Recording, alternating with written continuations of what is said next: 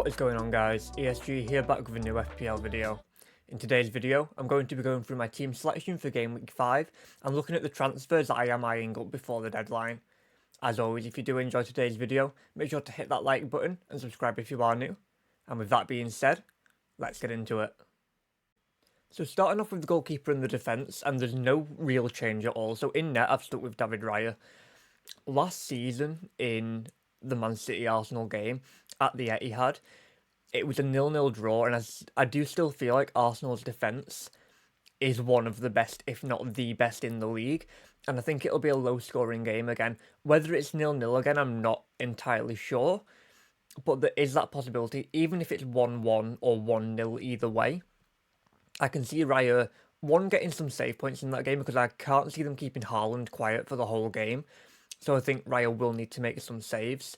So even if he doesn't keep a clean sheet and I just get a save point or 2 save points, I'll be more than happy with that. I brought in David Raya for Game Week 6 onwards anyway.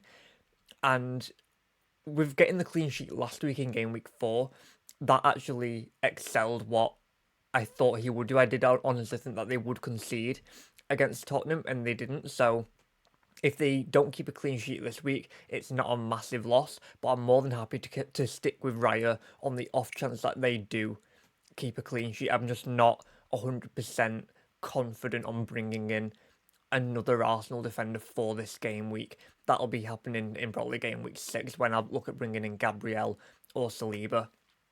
Moving down to the actual defence, and I've gone with the same back three from last week. So starting off with Lewis Dunk.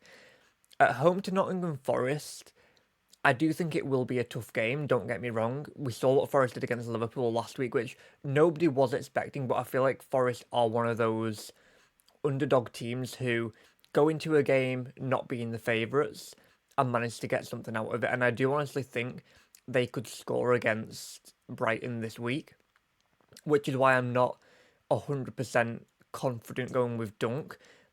But at the same time, I'm not confident going with Konza against Wolves. I do think Wolves will score in that game against Villa. So I'm sticking with Dunk for now.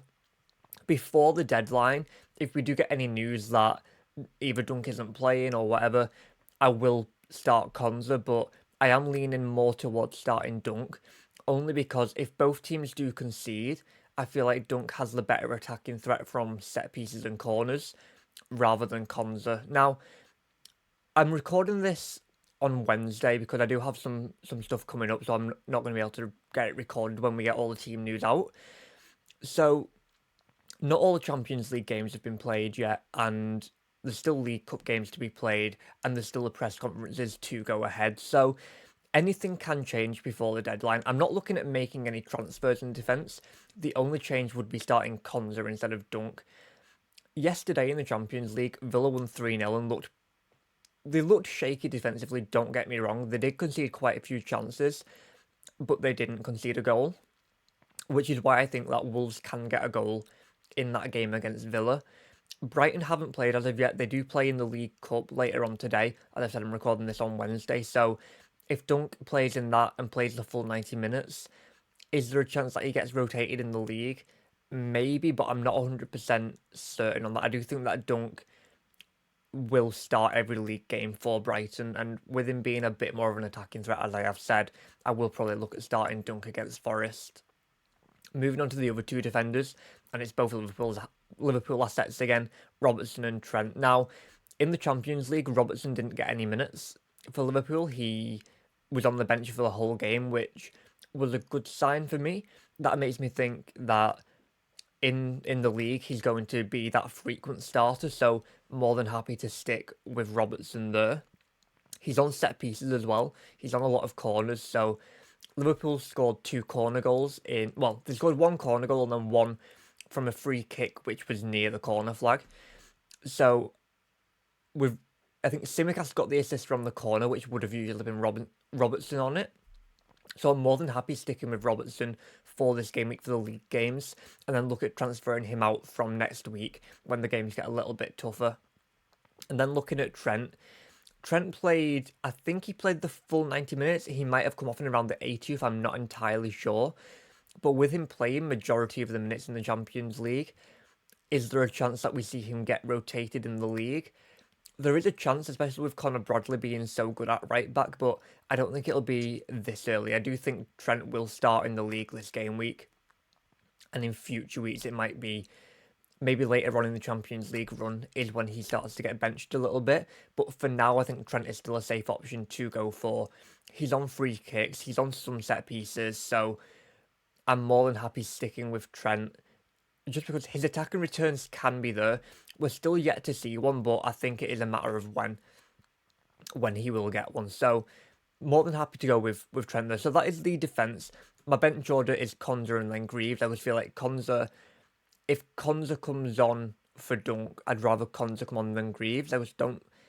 Although Ipswich have kept a clean sheet against Brighton, I can't see them doing it away to Southampton, unfortunately. So that's why I've not got Greaves as my first sub. And then Fabianski, he won't play for West Ham. He's literally there as the 4 million. So that is how the defence is lining up. The only possible change would be Konza starting instead of Dunk. So with that being said, let's get on to the midfield. So moving on to the midfield, and I'm pretty happy and set with this midfield 5. I can't really see any changes needing to be made. So starting off with Mo Salah, at home to Bournemouth. Now, last week against Forest, he blanked. And in the Champions League midweek, he played 90 minutes-ish. Because then Chiesa came on for him in around the 91st minute. And he blanked again. So Salah is one of those players who, yes, I'm happy having him as a premium, but I don't really see myself holding him long term. I think out of all the premiums, Haaland will be the one that I stick with for the majority of the season from now on. Salah was great having for those first 3 game weeks, don't get me wrong. He stuck with Haaland, he was getting the same points. But now that he's, I don't want to say fallen off, but the returns haven't been there. I know one of them was the Champions League, so that is different, but I would have still expected him to get a return in that game, especially with him being almost the talisman of that Liverpool team. If he blanks this game week against Bournemouth, that's when I might look at transferring him out for Saka in game week 6. So I need to hope that Salah returns this week. I do think Salah is the best captaincy option this game week, especially being at home to Bournemouth when Man City have Arsenal, Saka has Man City. The only other captaincy shout, in my opinion, would probably be Son at home to Brentford. But again, I don't think that's the best captaincy option. So Salah, to me, is the best captaincy shout for this game week. We just need to hope that he does get returns, unlike in that Nottingham Forest game. So there's not really too much to say on Salah. I just need to see how he gets on, and from next week consider my options. But for now, I'm happy enough to stick with Salah with him being the best captaincy option. Salah will be my captain going into game week 5, so hopefully he can get some returns for me. Moving on to Eze next, and this is one of the players that I am considering transferring out. I'm just not entirely sure who for. So at home to Man United, I think it will be a tough game. Palace haven't looked themselves this season. Last season they started rough, got good in the second half of the season when the new manager took over. This season they're yet to register a win. They've had 2 draws, not scored too many goals. Eze's not really been involved with any of the goals. He's got 1 goal against Chelsea and that was it. In the League Cup, he did manage to get an assist for Nketiah's goal, but again, that was it. So Eze is a transfer out that I am looking at, but maybe not this week. There's no players that I look at and think I desperately want to bring them in. The only options would be a Arsenal asset, and none of them are jumping out to me at this moment in time. Trossard and Martinelli are the 2 that I can afford, but neither of them are great options for this game week. I would mainly be looking from game week 6 to bring one of them in. The other option would be Mbeumo, but he's just a little bit out of my price range at the minute. So if he drops in price, perfect, I can get him in. If he doesn't drop, then I am just going to have to stick with Eze. But for this week, is Mbeumo the best option? Not really, not with them being away to Spurs. So that, again, would be from game week 6. So I think for this game week I will be sticking with Eze, and then from game week 6 I'll look at offloading him for somebody else. Looking at Minte next. At home to Forest, it is a good fixture, don't get me wrong, but Forest defensively, they looked really good against Liverpool, and yes, Liverpool didn't look themselves, but Forest, I'll give them credit for that. They looked really good defensively. Can they do the same against Brighton?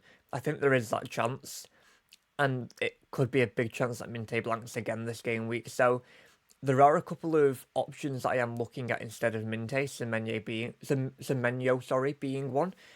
But with Bournemouth being away to Liverpool, I don't think this week is the week to bring Semenyo in. So I think I will stick with Minte for this week and mainly hope for the best. And then if he blanks, he blanks. But if he gets a return, at least I have him for that return. Looking at Rodgers next. I don't really think there's too much to say on Rodgers. He's 5 million, so I wasn't expecting returns every week when I brought him in. Last week he could have got a couple of goals, maybe some assists. In the Champions League, he looked really good as well. I don't see myself holding Rodgers long term. That's all I'm going to say. I think when another 5 million option becomes available, I will probably bring them in and hope that they can get returns. But for now, I'm happy enough to stick with Rodgers on the off chance that he does get returns and see what happens. And then Bowen at home to Chelsea. Bowen isn't a transfer out that I'm looking at doing anytime soon. He has Ipswich in game week 7, so I want to at least keep him for that. They've got Brentford in game week 6 as well, so that's not an awful fixture either. So more than happy to keep Bowen, and I do think Bowen could get a return against Chelsea. So as I've said, I'm happy enough with that midfield 5 for this game week, and there's no immediate transfers that I am looking at making. So with that being said, let's move on to the attack where I am probably looking at making the change this game week.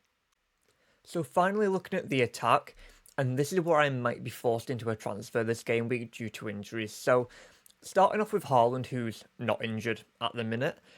He plays in the Champions League tonight, as I've said, I'm recording this on Wednesday. So if he picks up a knock in the Champions League and he's a doubt, I'll probably look at bringing in Ollie Watkins. Can I see that happening? Absolutely not. I think Haaland will stay fit. He'll probably get some goals in the Champions League and then come into that Arsenal game. Do I see him getting a return against Arsenal?